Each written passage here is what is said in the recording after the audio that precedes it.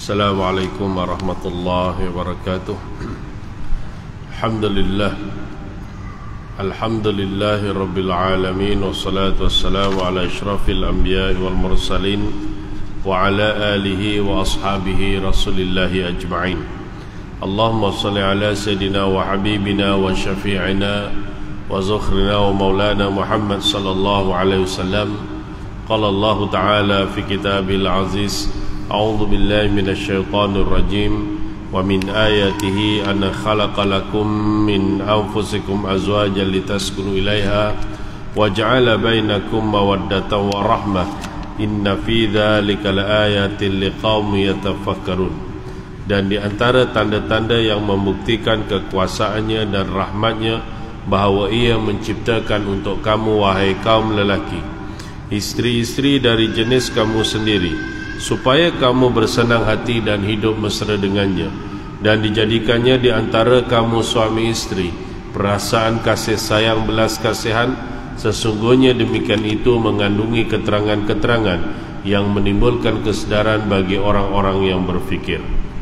Wa an Abi Hurairah Abdurrahman bin Sakhr radhiyallahu anhu qala sami'tu Rasulullah sallallahu alaihi wasallam yaqul ma nahaitukum anhu fajtanibuhu wa ma amartukum bihi fa'tu minhu mastata'tum fa idama ahlakal ladina min qablikum kasratu masailihim wa ikhtilafuhum ala anbiya'ihim.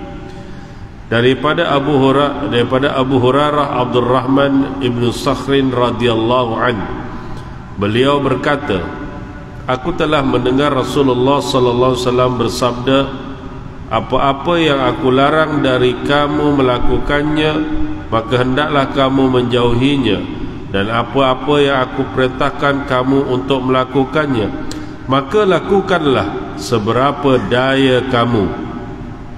Sesungguhnya umat yang terdahulu dari kamu telah binasa disebabkan banyak persoalan dan perselisihan mereka terhadap nabi-nabi mereka. Hadis riwayat Bukhari dan Muslim. Sadaqallahu wa rasuluh. Yang berbahagia Tuan Nazir Masjid, Al-Ali Cetang Kuasa, Sahibul Fadilah, Tuan Imam, Muazzin, Datuk-datuk, datin-datin, Tuan-tuan haji, puan-puan hajah, para asatizah, muslimin muslimat yang dirahmati dikasihi Allah Subhanahu wa taala, didoakan sentiasa dalam keadaan sehat walafiat, dianugerahkan kelapangan hati, ketenangan jiwa, rezeki yang baik, kesihatan yang baik, diterima segala amal ibadah, diampunkan segala dosa, dan dipertemukan dengan baginda Nabi sallallahu alaihi wasallam di syurga. Amin. Sehat tuan-tuan ya? Alhamdulillah. Baik, kita mulakan majlis ilmu pada malam ini agar lebih diberkati Allah, dengan sama-sama kita membaca dan menghadiahkan umur kita Al-Fatihah, khusus pada junjungan besar baginda Nabi SAW, dari keluarga sahabat baginda, kedua orang tua kita, muslimin muslimat, sama dia masih atau terlebih dahulu telah meninggalkan kita, dan juga kita khususkan kepada para arwah ya yang terlibat dengan bencana jatuhnya kapal terbang pada minggu lepas. Mudah-mudahan sentiasa semuanya diampunkan Allah dan ditempatkan di dalam syurga. Amin. Al-Fatihah. A'udzubillahi minasyaitonir rajim. Bismillahirrahmanirrahim. Alhamdulillahirabbil alamin. Arrahmanir rahim. Maliki yaumiddin.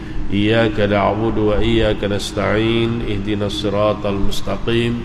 Siratal ladzina an'amta 'alaihim ghairil maghdubi 'alaihim waladdallin. Amin.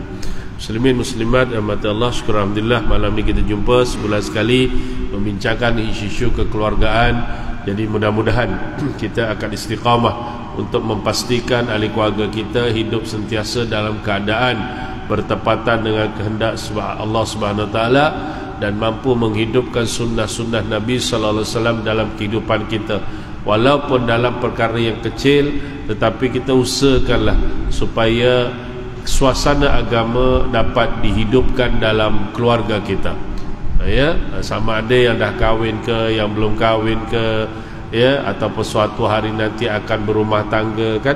Maknanya ilmu begini perlu kita tahu, ya, supaya matlamat kita mendirikan rumah tangga akan tercapai, Dan yang paling penting saya sebutkan tadi, kita nak menghidupkan suasana rumah tangga kita dengan agama, ya, dengan akidah yang betul, syariat yang betul, kan. Ya, jadi terhindarlah kita daripada perbuatan-perbuatan yang boleh merosakkan akidah, ya, seperti mana yang viral, ya, sebelum ni. Tuan-tuan pun tahu, saya ingat saya ada sebut juga sebelum ni, ya, berkaitan dengan ajaran Sihak yang kita tengok nampak ajarannya tu sangat luar biasa, ya, sehingga kan kita lihat ada satu keluarga anak-anak, kalau dia tengok dalam TikToknya tu lah, ya, dalam dia punya viralnya tu, ya, kita tengok tu macam suami isteri dengan anak-anak yang menjadi penyokong kepada Sihak, hingga membuat statement-statement yang terang-terang boleh merosakkan akidah.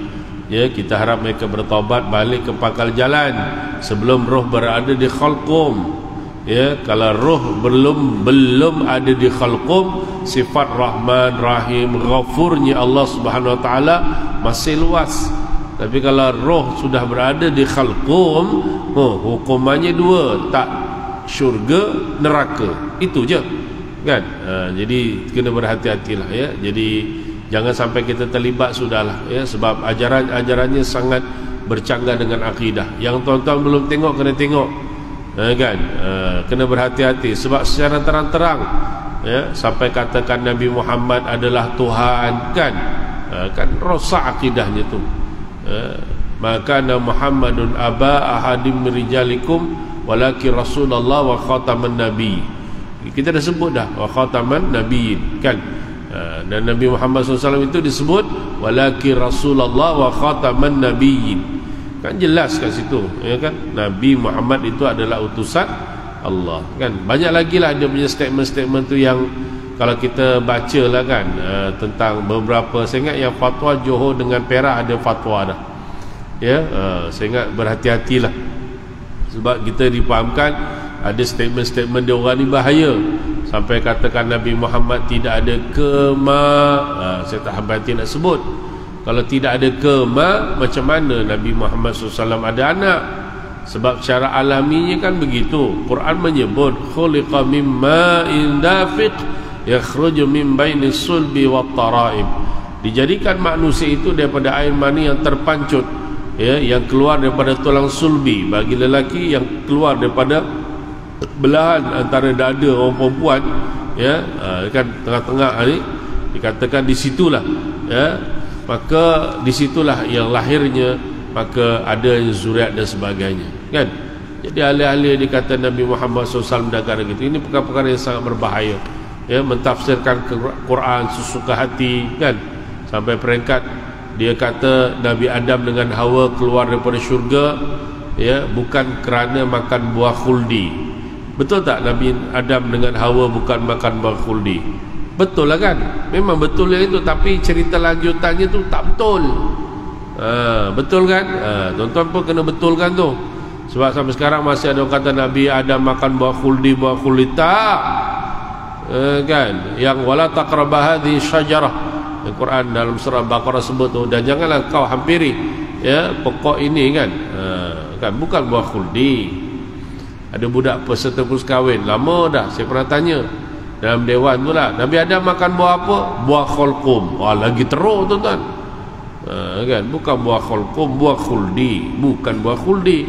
Tetapi Ibnu Abbas kata, saya pun dulu sebut juga, tapi bila kita dengar kuliah, dia kata Nabi Adam dan Hawa tidak makan buah khuldi, bukan buah khuldi. Kita pun jadi kita pun carilah maklumat, tengok dalam tafsir sikit, kan. Rupanya betul, tidak ada ahli tafsir mengatakan pohon khuldi, buah khuldi, tak ada, ya, kan. Bahkan Ibnu Abbas, ya, yang kita tahu didoakan oleh baginda Nabi sallallahu alaihi wasallam dengan doa Allahumma faqih fid din wa 'allimhu ta'wil.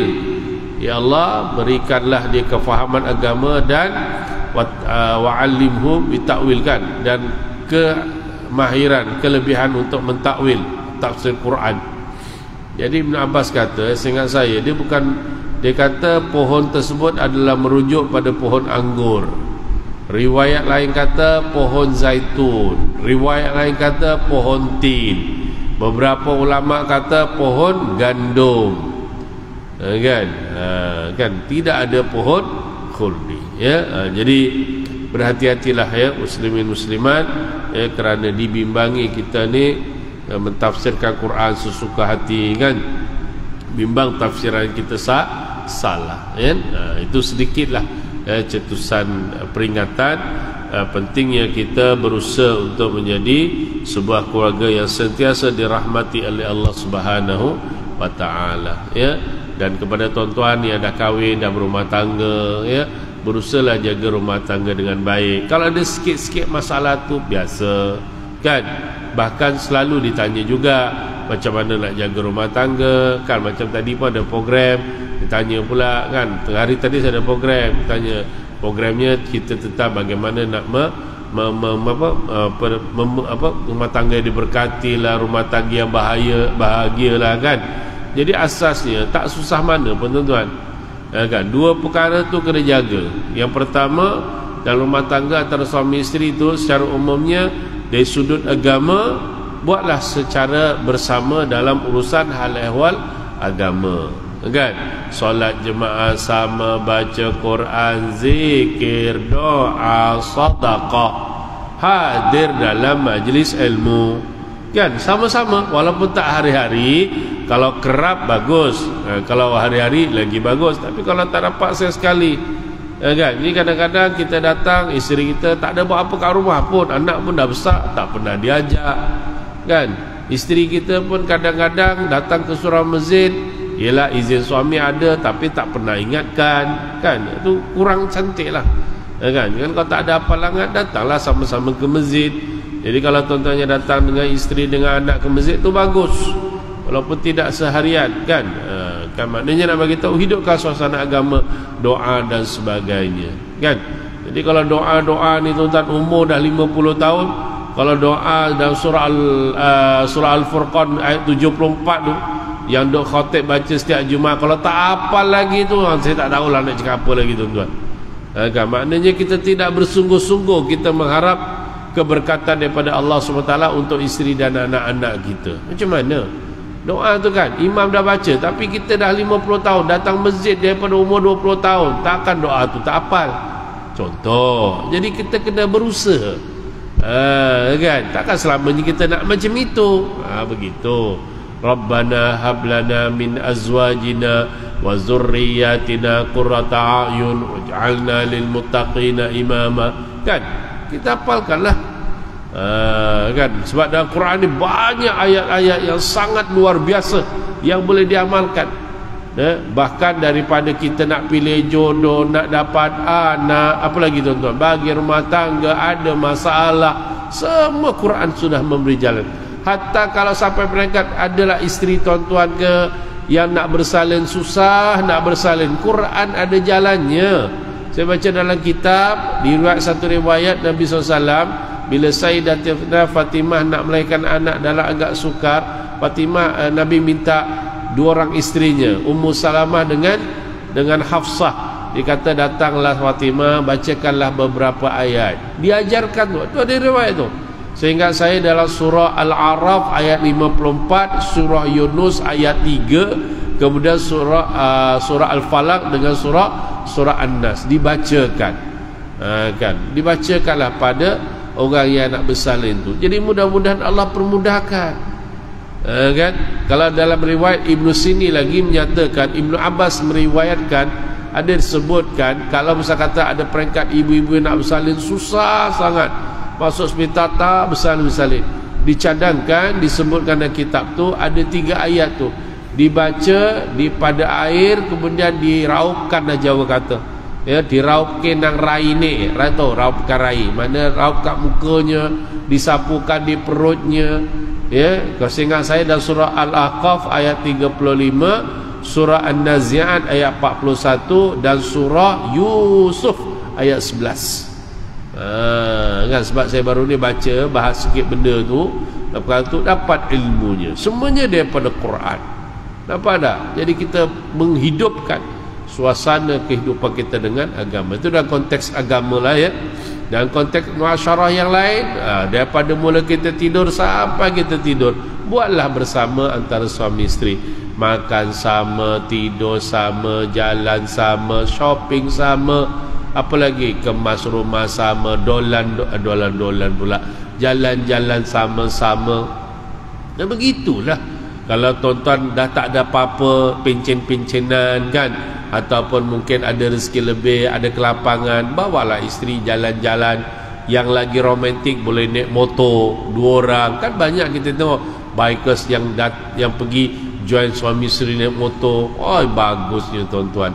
Daripada sini pergi ke Genting Highland, sini pergi ke mana, pergi ke PD, 2 orang suami isteri naik motor. Oi, memang best gila.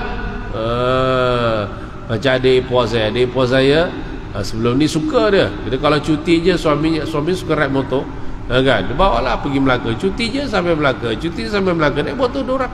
Kadang-kadang pergi sama sana, jalan-jalan, makan makanan sikit, balik naik motor. Oh, gaya betul tuan-tuan.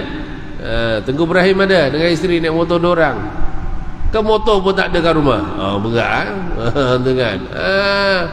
Kalau yang lagi hebat tu kan ada orang suami isteri, ya kan, yang saya sempat tengok tadi, tengok ya, suami isteri dekat orang Malaysia pun ada kata kan, suami isteri daripada Bandung tuan-tuan. Dia ni pencen daripada Bandung pergi ke Mekah naik motor 2 orang. Masya Allah. Perjalanan dirancang 8 bulan, singgah banyak negara, singgah banyak masjid. 2 orang suami isteri naik motor. Masya Allah. Kan? Itu cara bagaimana kita nak mengeratkan hubungan suami isteri dalam dalam perkara-perkara biasa. Cubalah ikhtiarkan. Makan bersama, cuma berakhlak mulia. Jangan sampai macam saya pernah jumpa kes sampai hempaskan handphone. Ibu-ibu kalau temankan suami makan, makanlah. Ya, tutuplah handphone, duduk sekejap, suami isteri duduk semakan sembang, tutup handphone sembang sikit. Kan? Kecuali kalau ada urgent tu lainlah. Kan, saya ada klien tuan-tuan sampai mengamuk lakinya, 24 jam handphone, saya makan handphone, tengok TV handphone, saya ni apa, bam, hempas dia punya handphone tuan-tuan, pecah handphonenya. Kan, apa tak? Tapi saya yakinlah itu handphone lama lah, tak adalah iPhone beli 4,000 dia hempas, tak ada lah. Kalau ada tu memang jutawan sangat lah tu agaknya tuan-tuan. Mana? Jadi kurang-kurangkanlah, sebab kita nak memanfaatkan masa yang ada bersama dengan isteri dan anak-anak. Baru rumah tangganya cantik. Sikit-sikit silap faham tu biasalah ya. Anggap itulah cara bagaimana kita nak memantapkan hubungan antara suami dan isteri, insya-Allah ya. Sedikit ya. Baik, pengajian lepas 17 bulan 7 2023 kita sampai rukun nikah yang ketiga, iaitu lelaki yang berkahwin ya. Dia dah sebut malam ni masuk dalam bab al-wilayah, ataupun dalam bab yang keempat, wali. Setengah-setengah kitab dia terus bab wali, dia terus wali ni siapa, bagiannya berapa, kemudian susunannya ya. Tapi kat sini dia ada uraikan sedikit dalam bab wali atau al-wilayah. Al-wilayah dari segi bahasa bermaksud kasih sayang dan pertolongan. Allah menyebut dalam Quran surah Al-Maidah ayat 56, A'udzubillahi minasyaitonir rajim. Wa may yatawalla Allah wa rasulahu walladzina amanu fa inna hizballahi humul ghalibun. Dan sesiapa yang menjadikan Allah, Rasulnya dan orang-orang beriman sebagai wali, dalam ini menyebut wali merujuk kepada penolongnya, maka dapatlah dia kemenangan, kerana sesungguhnya golongan yang berpegang kepada agama Allah, itulah yang tetap menang. Itulah yang saya mukadimahkan panjang sikit-sikit tadi tuan-tuan.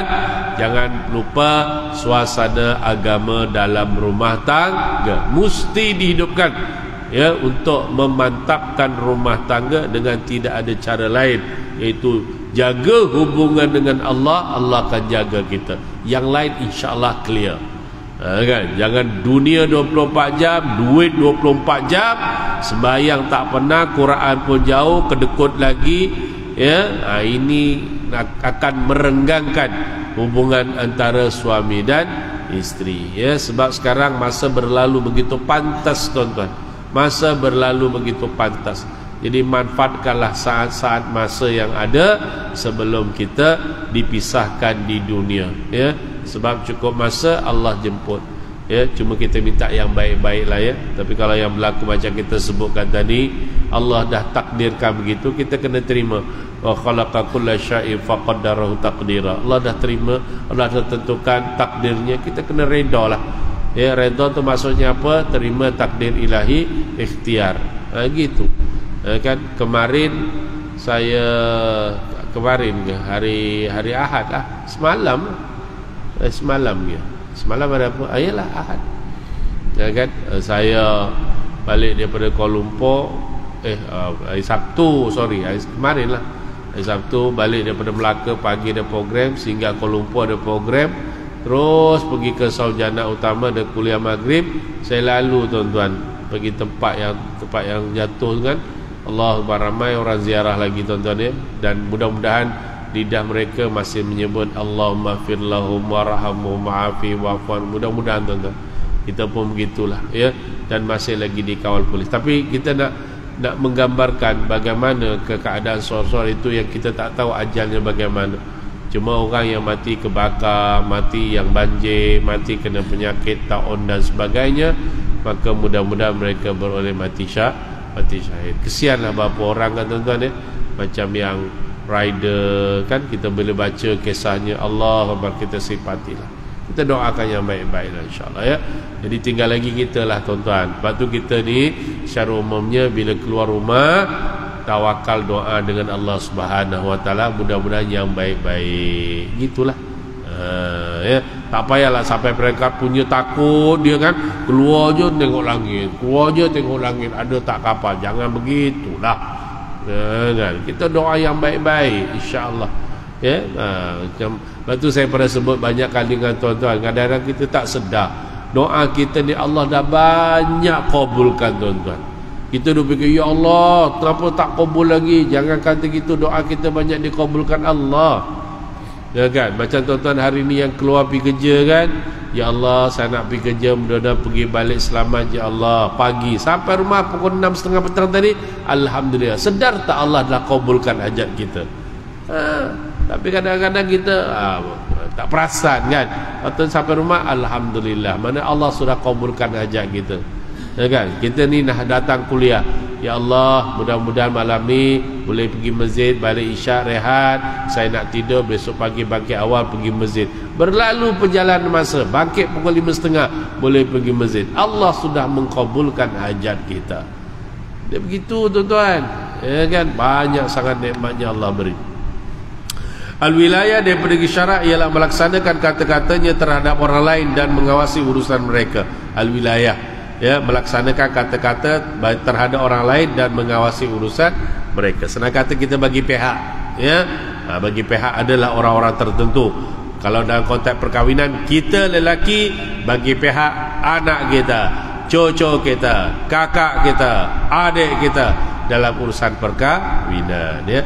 Maksud orang lain ialah orang yang tidak mampu mengurus dirinya dan orang gila serta perempuan balik yang berada di bawah jagaan wali ikhtiar. Wali biasa bukan wali mujbir, ya. Sesetengah ulama mentakrifkan al-wilayah sebagai melaksanakan kata-kata terhadap orang lain, sama ada dia suka atau tidak, termasuk dalam pengertian ini wilayah al-ijbar. Syariat menamakan orang yang mempunyai hak al-wilayah sebagai wali. Dalam konteks ini merujuk kepada ahli wali, apa nama? Bak wali lah, ya. Baik, Allah sebut Al-Baqarah 282. Yang ada handphone boleh tengok, pegang Quran lagi bagus. Fa in kana alladhi alaihi al-haqqu safihan aw dha'ifan aw la yastati'u ayyumillahu falyumlil waliyuhu bil adl ila al-akhir ayat surah Al-Azim. Kemudian jika orang yang berhutang itu bodoh atau lemah atau dia sendiri tidak dapat merencanakan isi surah itu, maka hendaklah direncanakan oleh walinya dengan seadil-adilnya, ya. Jadi kalau orang yang masih lagi tidak sempurna akalnya, macam orang yang safih, Ya, safih ni bukan orang bodoh ya. Dia antara bodoh dengan tak berapa pandai. Itu je. Nak cakap apa ya? Dia tak berapa bodoh tapi tak berapa pandai. Tak tahulah tengah-tengah macam mana. Apa istilah nak safih ni? Orang dungu, dungu ni dia macam sikit luruh bendul lah. Kan? Jadi kalau ada orang yang begitu pun, maka tetap diambil kira dari segi kedudukan dia menentukan sesuatu ya. Hikmah disyariatkan al-wilayah kepada kanak-kanak yang masih kecil, belum balik dan orang yang tidak mampu mengurus dirinya adalah untuk menjaga kepentingan mereka supaya tidak hilang, menjaga hak mereka dan mengurus urusan hidup mereka. Macam tuan-tuan lah, kita semua yang jadi bapa, kita wali pada anak-anak kita, senang kata gitu, lagi-lagi yang kecil kan. Kita yang mengatur sekolahnya, kita yang mengatur aktivitinya, kita yang mengatur urusan kehidupannya kan.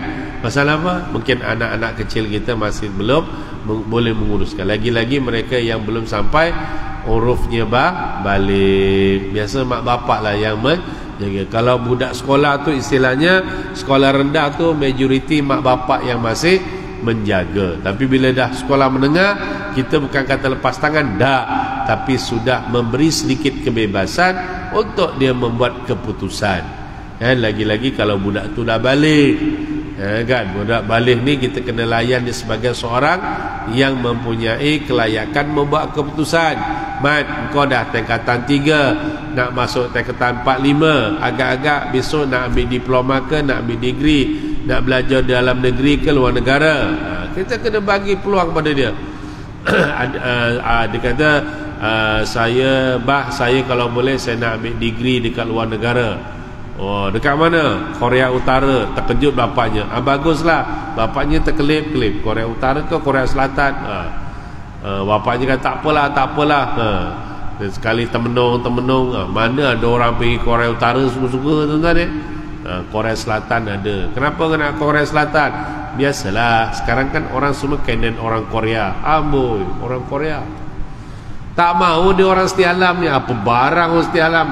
Contoh kan, semua duduk setia alam, nak cari setia alam. Tak maulah bah, saya nak belajar kat luar negara, untung-untung dapat nanti orang Korea. Dahsyat ya. Bapaknya kata bagus tu, kalau ada lebih ulu bapak, apa lagi payah tu. Bapak pula senyum ya. Jangan marah abu ya. Bagi keputusan ya.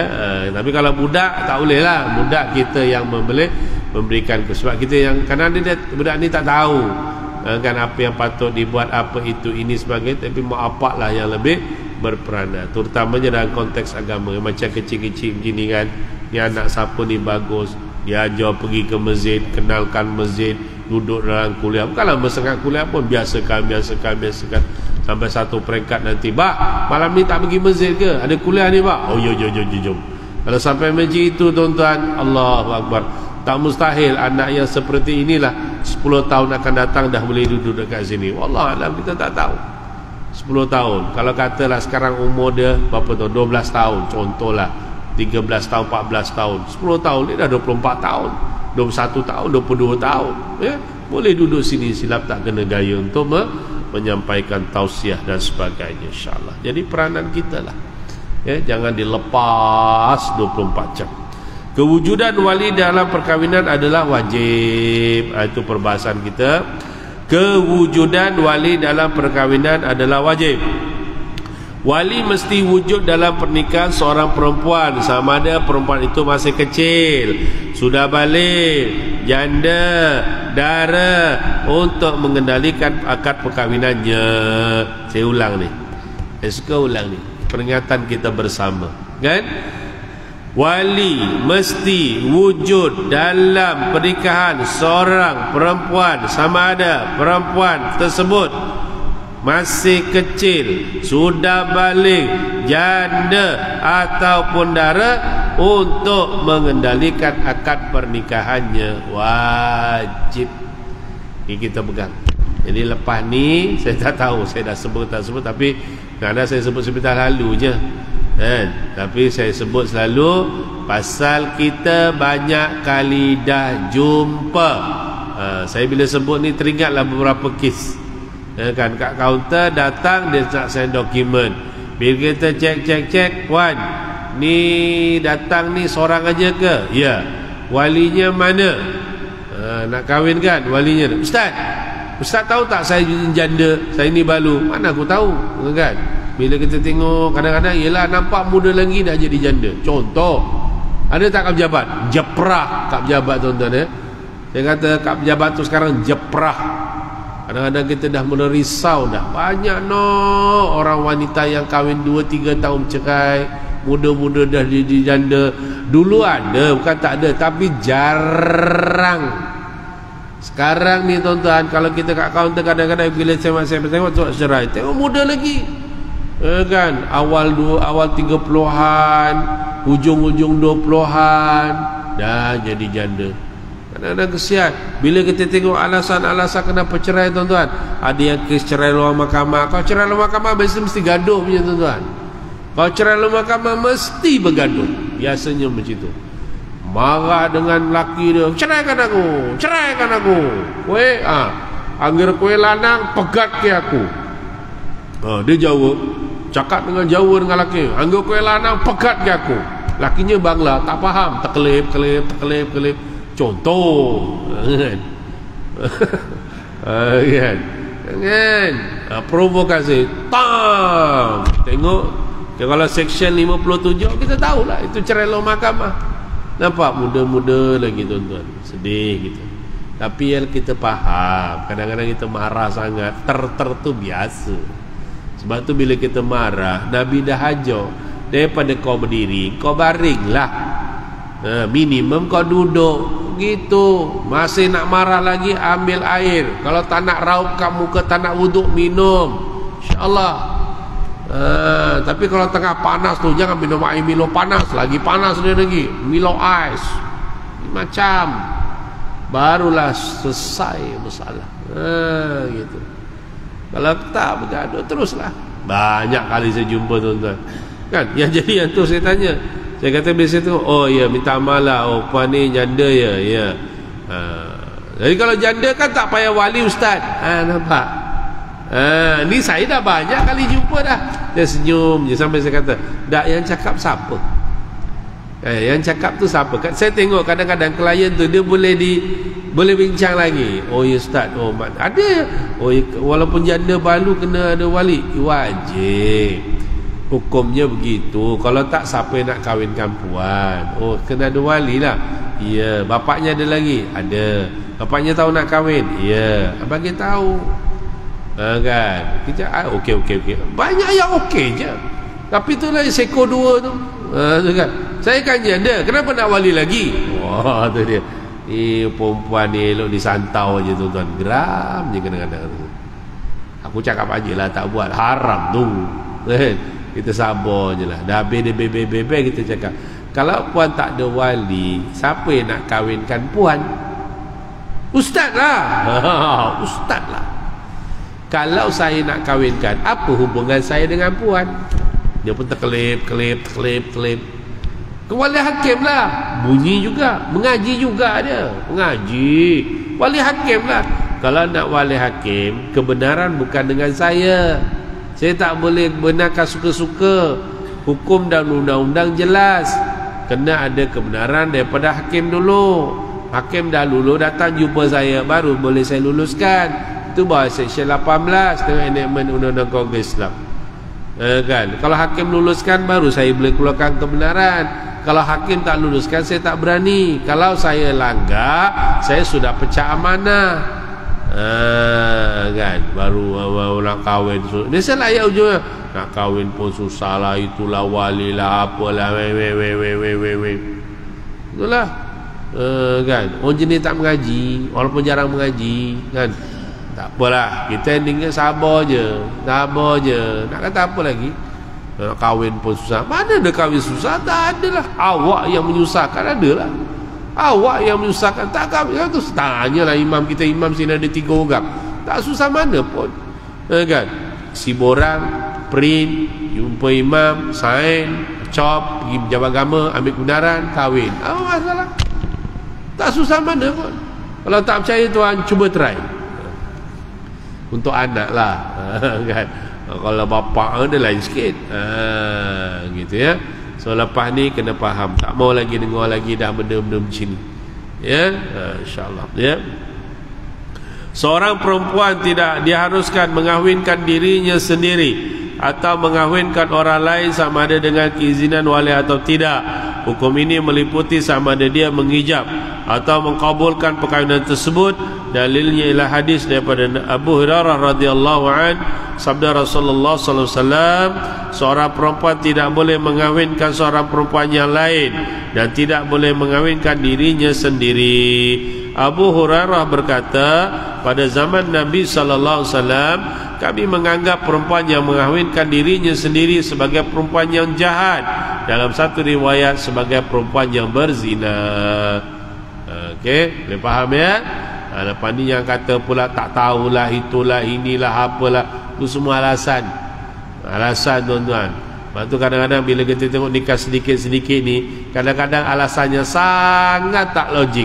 Satu, kenapa kahwin tak isi borang? Saya tak tahu lah, kahwin kena isi borang. Rasa nak hantar kat dinding je tuan-tuan. Bohong sangat. Kalau dia duduk dekat hutan Sulawesi sana, kat Kalimantan, kat dalam sana, gagah lagi aku. Itu pun internet dah masuk dah. Takkan tak tahu, ya kan? Basic nak kahwin mesti kursus kahwin. Saya percayalah, kalau yang depan saya ni malam ni ada depan saya di masjid ataupun yang online, tahu tak kahwin mesti kena kursus kahwin? Tahu. Lagi-lagi yang dah yang belum pernah kahwin, kena kursus kahwin. Tahu. Kursus kahwin ni senang kata perkara yang wajib daripada tahun 90-an lagi tuan-tuan. Saya terlibat jadi versi kursus kahwin ni masa zaman saya belajar kat college. Saya masuk college Kisda, lepas tu kuis sekarang UIS daripada 1995. 1995. Lagi 2 tahun, sudah berapa tahun tu tuan-tuan? Sudah kos 95, 2005, 2015, 2025. 30 tahun tuan-tuan. Kalau budak tu lahir 1995, sekarang budak tu umur 30 tahun tuan-tuan. Orang dah tahu dah. Kadang mak-mak bapaknya pun dah cakap, "Mat, kau nak kahwin dah ya, Mat?" Bila? Tahun depan. Kau dah kursus belum? Tengok bapaknya dia ingatkan. Dia maknya pun ingatkan, kursus mak, jangan tak kursus kan, itu peraturan. Yalah mak bapak dulu kursus tak? Tak. Kenapa tak kursus? Mak bapak dulu kahwin kat Thailand. Bagus. Lagi pening kan anaknya. Mak bapak kahwin Thailand ke? Iya ke? Kenapa? Tak tahulah. Bukan poligami pun, mak bapak jalan-jalan jumpa kat Hanyai, kahwin terus. Oh alah, tak apalah, dah jodoh dia kan. Maknanya mak bapak tahu. Kan? Bila dah datang kursus, maknanya dia terdedah lah perkara-perkara yang kena buat, yang kena lengkapkan kan, segi mas kahwin dan ya. Hikmah disyariatkan wali dalam perkahwinan. Hikmah disyariatkan ialah adat yang baik mengatakan perempuan tidak sesuai untuk terlibat secara langsung dalam urusan perkahwinan. Ini kerana perempuan mesti bersifat dengan sifat pemalu. Kan memang begitu. Sebab itu orang-orang dulu kalau nak kahwin, biasanya bila majlis akad nikah, tak tengok pun majlis akad nikah, ada kat bilik. Nanti imamnya datang jumpa Cik Fatimah, ayahnya nak nikahkan ni Cik Fatimah dengan Engku Ibrahim, setuju ke? Anak dara tu dah dipesan dengan maknya. Nanti kalau imam tanya, senyum aja nak ya. Baik mak. Imam tanya senyum dia 3 kali dia. Setuju tak? Setuju. Betul setuju dengan Engku Ibrahim? Tak. Tak pula. Habis setuju dengan siapa? Setuju dengan imam. Lah nak nikah dengan imam pula. Contoh. Gatal hidung. Azan dah. Apa? Kita bagi laluan muazzin. Lepas tu kita sambung sikit.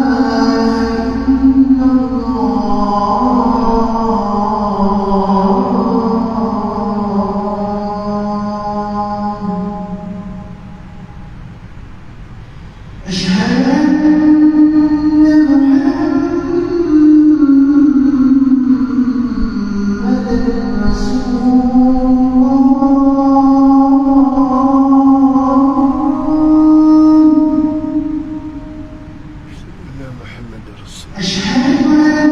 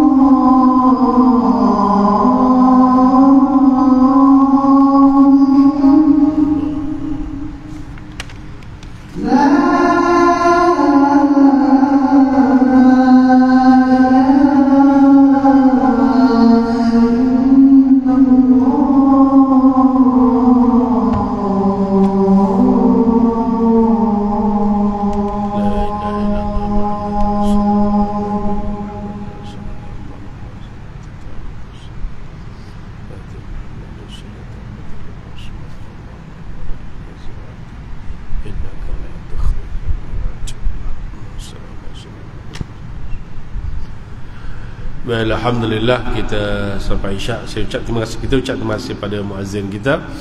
Baik, kita sambung sikit lagi tuan-tuan ya. Sambung sikit lagi ya. Ini skala 8.45, kita berhenti dalam 10.30.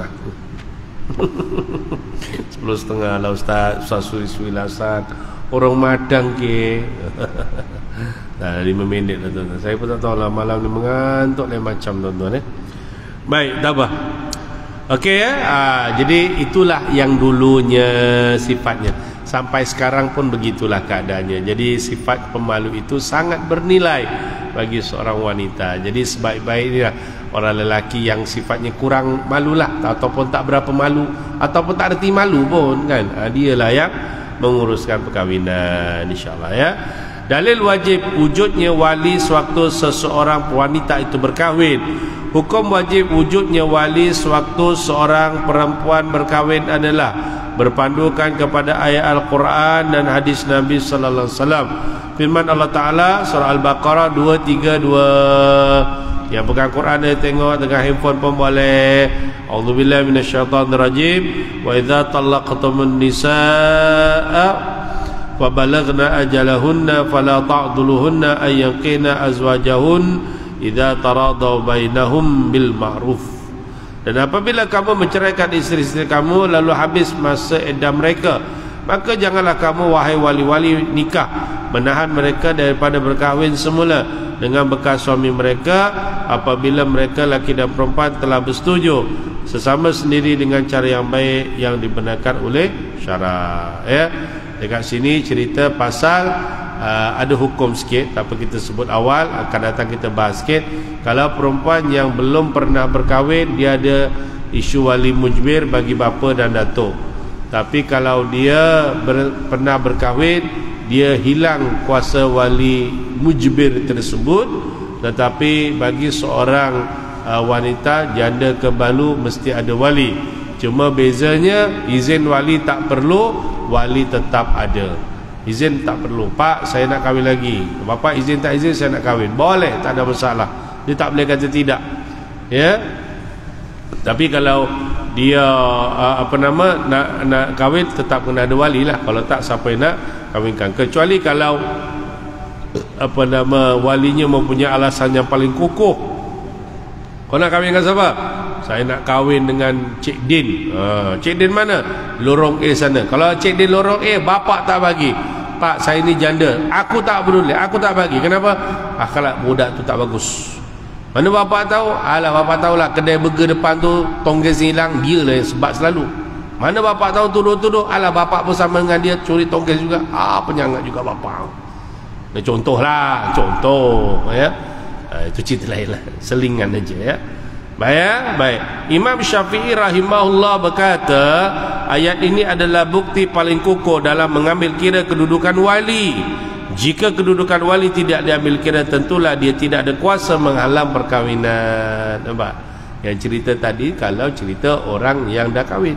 Ya, kalau yang belum kahwin, lagi wali mujbir, jangan main-main. Saya banyak kali cerita dengan tuan-tuan. Tak apa, kita akan sebut juga nanti. Kalau bapak ni tak setuju, anaknya dara lagi, memang demam tuan-tuan. Kan? Tapi kes banyak kita jumpa bergaduh pun macam-macam tuan-tuan. Kadang bapak ni tak setuju pun alasan tak munasabah.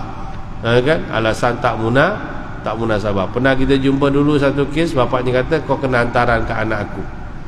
Kan? Anaknya kata tak apalah, tak, kau mesti kena bagi. Aku nak sikit. Pun ada juga bapak macam ni, hampir punya bapak.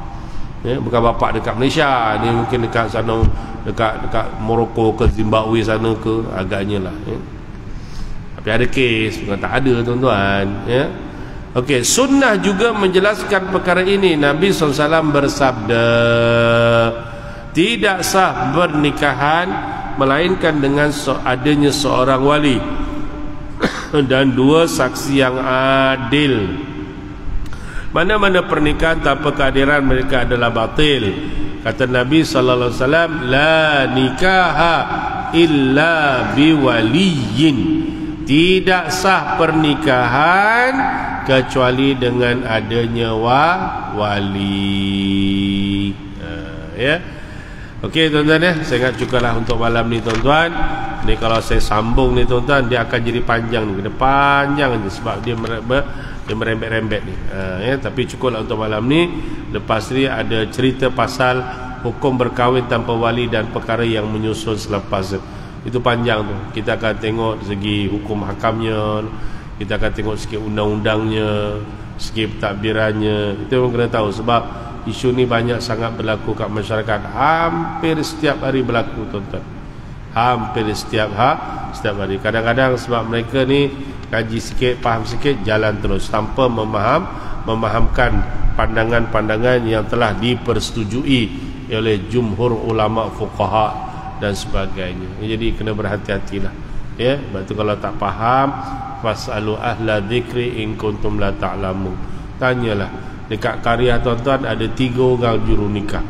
Ya kan, juru nikahnya walaupun nampak muda, yang 2 orang muda, yang seorang tu nampak veteran, tapi saya percaya kesungguhan dan ilmu yang ada pada mereka boleh memberikan panduan yang terbaik untuk kita. Jadi kalau mereka berikan pandangan atas dasar kelebihan mereka dalam memahami hukum hakam, sebab mereka kena hadir kuliah tafakuh kan, mereka berbincang dalam grup, dikursuskan dan sebagainya kan.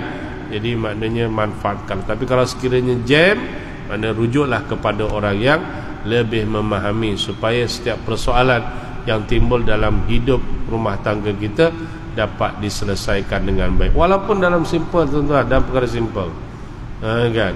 Pernah berlaku tuan-tuan, suami isteri berkahwin kemudian suaminya meninggal. Tuan-tuan beli barang dekat rumah, kalau rumah tu barang tu katalah beli petaes petaes suami yang beli, petaes tu bukan automatik jadi isteri punya, bukan jadi anak punya. Petaes tu pun boleh jadi ilmu faraid tuan-tuan, hati-hati kan. Lepas tu kalau suami isteri beli apa-apa, jelaskan, bang ni petaes baru ni abang punya ke saya punya ke, atau kira macam mana. Senang aja lah, jangan pening, abang bagi engkau. Okey, saya punya. Tulis nama petaes, suami telah hibah petaes pada saya pada sekian-sekian bulan. Suaminya mati, dah selesai. itu tidak termasuk faraid, itu jadi harta isteri. Macam itu faham? Benda simple tuan-tuan. Tapi kalau kita tak clear benda ni, berat tuan-tuan. Sebab pernah ada satu kes tu, saya tak tahu saya nak cerita dengan tuan-tuan ke tidak. Dia dulu kahwin, suaminya kata dia bagi rumah, tapi rumah tu tidak dicatatkan dalam surat nikah sebagai pemberian kepada isteri. Dia dah kahwin, masa tu dikatakan, dia kata suami bagi rumah nikah saya, hadiah perkahwinan, tapi tak dicatatkan, tak ada bukti pun tuan-tuan. Suaminya meninggal, rumah tu dia dituntutan faraid pada keluarga lelaki dan anak-anak dan sebagainya lah, timbul masalah. Nampak tak? Jadi sebab tu kalau boleh clearkan. Tapi benda-benda yang besar lah, setakat beli teko satu bang ni, nak teko nak kira macam mana? Alah, teko ni berat lah ya. Benda-benda kecil tak payahlah. Mana benda-benda besar yang boleh jadi isu ya, clearkan lah. Itulah sebaik-baiknya. Wallahualam bisawab. Terima kasih atas istiqamah tuan-tuan dalam majlis ilmu. InsyaAllah panjang umur, jumpa bulan depan. Tapi tiap-tiap malam tuan-tuan ada kuliah, hadirlah insyaAllah. Wallahualam. Mohon maaf salah silap. Assalamualaikum warahmatullahi wabarakatuh.